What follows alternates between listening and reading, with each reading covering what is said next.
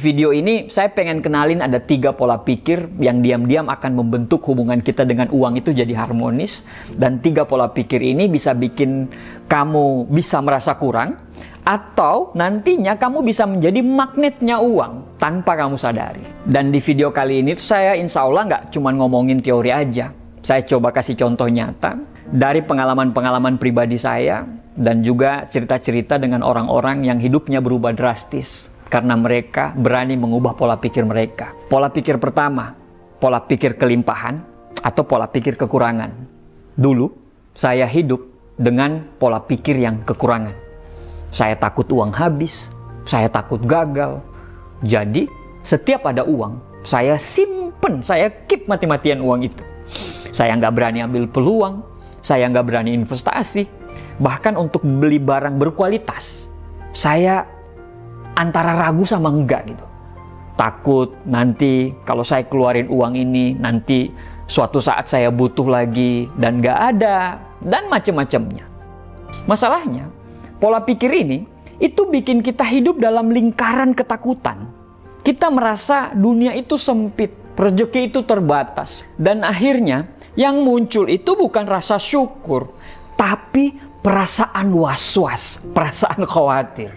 Sebaliknya, orang-orang yang punya pola pikir berkelimpahan itu melihat uang itu seperti air sungai, mengalir, datang, dan pergi.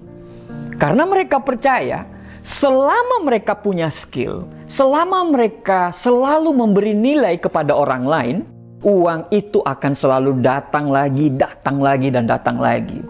Saya pernah ngobrol sama teman, bukan teman sih, guru ya, seorang pebisnis sukses hebat di Jogja. Dia bilang, selama kita bisa menyelesaikan masalah orang, uang pasti akan datang lagi. Kalimat itu bikin saya mikir dalam. Oh, ternyata uang itu nggak benar-benar habis selama kita tahu bagaimana cara menciptakan nilai. Mindset berkelimpahan ini, itu bikin orang berani mengambil resiko.